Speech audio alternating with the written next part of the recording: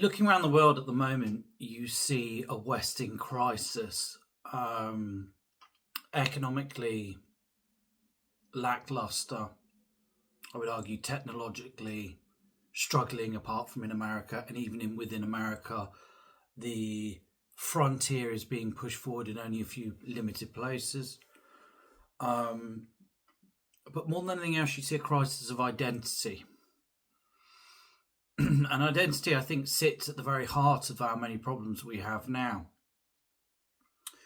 You have, for many, many years, seen a Western elites look towards a form of transnationalism, international liberalism, as their guiding light in everything they do. They saw the end of the Soviet Union and the end of history as it was coined at the time, as being a moment where we all became one planet and one people and everything else. And in their rush to embrace that view, they tried to, and they have tried, and they have continued to delude themselves that you can wash away the differences between peoples and places. The reason why people like myself go on holiday to different places, different countries, and everything else is to enjoy the culture and the differences that brings to us. I don't go to Spain to sit amongst a load of British expats. I don't go to France to hang out with Germans. I go to those places because those places have that culture that's unique, that's been bred out of a history, a shared story, a shared suffering in certain cases, and more. And it's these differences that they've desperately tried to wash away over this period of time. You see this no more clearly than in Europe with the European Union, which is entire raison d'etre, regardless of what the clever people say, is to effectively iron out the cultural and social differences between the peoples and turn everyone into Europeans. A European demos to fit a European transnational state, which has always been the goal throughout. What you're seeing now is to push back against that. As you see more and more people go, well, actually, I'm not really European. I never have been European. Few people think about themselves as being European. I consider myself European, but at a civilizational level. But I'm English British first in every meaningful way, and I would put the nation state before everything else. Across the Anglosphere, it's been slightly weirder. Liberalism seeps through us. It flows from from Britain out to the US, which has obviously took over our role as the global hegemon. Liberalism and the wokeification of our universities basically has led to a kind of almost cultural guilt, molding with that belief that you can fold out the differences of people. But in either way, it's across all these countries and everything else. You're seeing this identity crisis that's ongoing. You'll hear a lot about from certain groups and parties who say, "Well, there isn't really a culture to integrate into." I think it's largely nonsense. But what it speaks to is the fact that our elites have stopped actually trying to propagate our own culture. They don't see it as their responsibility because they see nothing valuable in our individual cultures. And this identity crisis has led to a civilizational crisis because how can you be willing to stand up for yourselves when you are led by people who largely despise everything about you? And so we're here. And it's interesting that Eastern Europe, which for many years has been the problem child in terms of social policy and everything else, is not really having this crisis. And it's not having this crisis because most of those countries, nearly all those countries, had a more recent memory of what it's like to lose their identities. They were taken after the Second World War, moulded into the Eastern Bloc, communism imposed upon them, and much of their historical trappings and glories stripped away in an effort to, once again, elite driven, to create something new, a communist proletariat that was more interested in the cause than anything else, and we saw how that ended in the end. Until we get elites across the West in most of the major countries that are willing to stand up and put our culture and history and everything else first, we will not fix our many problems. And let me explain why. You cannot fix the social problems in your country, in our countries, your country, wherever you're from, unless you actually take pride in your country, unless there is a genuine love of your country. It's not a love of my country is better than your country. It's simply, this is my country and it's mine. That's how I feel about England. It's how I feel about Britain, Great Britain, the overall country. It's not, I don't think it's necessarily better than any country. It's just better for me, and that's because it's mine. It's like my house. My house is no better than many people's houses, but it's my house. It's the one I like to retire to of a day. I work from home, but you know what I mean. I look forward to going home to when I'm tired or anything else. So you can't fix your social policy. You can't fix your economic policy, because if your entire elites are thinking that the important thing is basically helping everyone globally, how can they focus on helping you and your country? And that's exactly what our elites even now are doing. And this is very much the fight that we're seeing now across the West. It is a fight now between those who see themselves, their future and their children encapsulated within the nation state, with all its glories, with all its horrors and everything else in between, and between those who see themselves as something different, something, they would say more, I would say something less. It's the classic good heart somewheres versus nowheres. I was a nowhere, a classic liberal person. I was quite happy sitting in, well, I'm to say I'm still quite happy sitting in any city around the world, and I'll get chatting to someone at some level with a smidgen of their language and a lot of mine.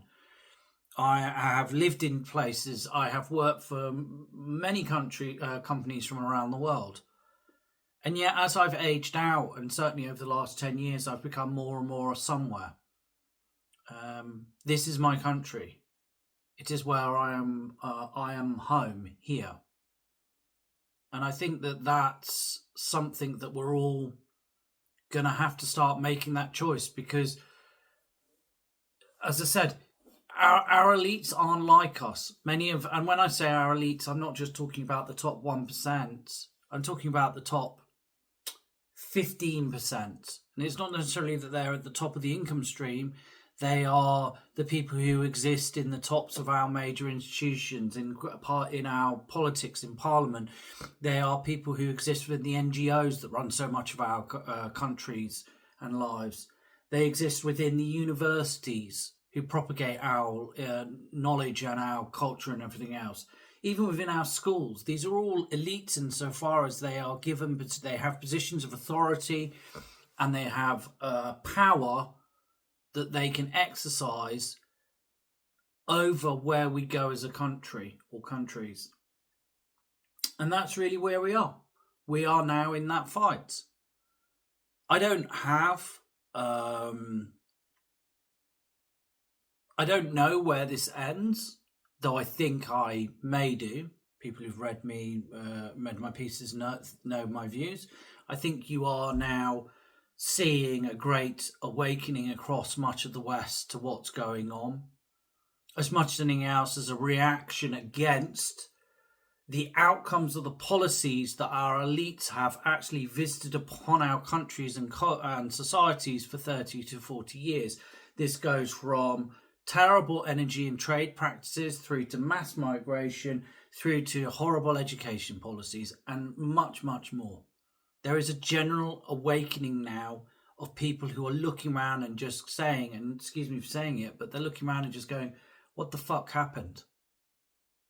And that is actually the only reaction you can have if you have been awake or alive during this period, and you actually just have to take a moment to compare and contrast where we are versus where we were.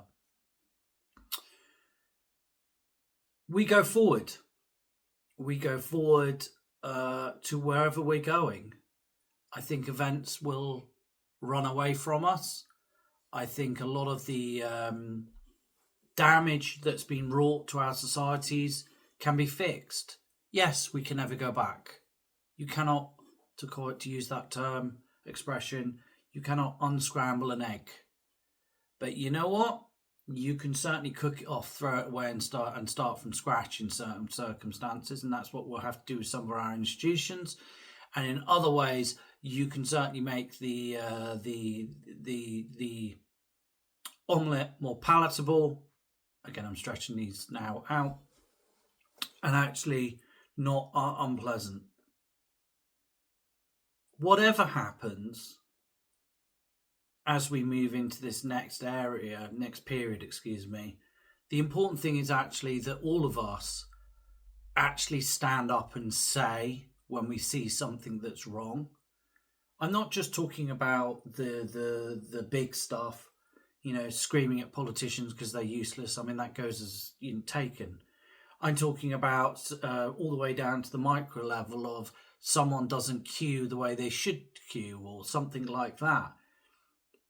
But also standing up, and when you can see very clearly that our history and culture and everything else is not being treated with the respect and love that it is due. People who won't defend our culture and history shouldn't be in positions of authority. And we need to start being very clear on that fact. And this is not about the colour of someone's skin. It's not about the religion or the God they pray to. This is actually just about all of us coming together and going, this is our shared history. This is where this country comes from. These are the people that were here. These are the people who've come here. And this is what we all, gather round. If we don't do that, if every other country doesn't do that, then the very forces that have been unwinding us for some time now will only accelerate.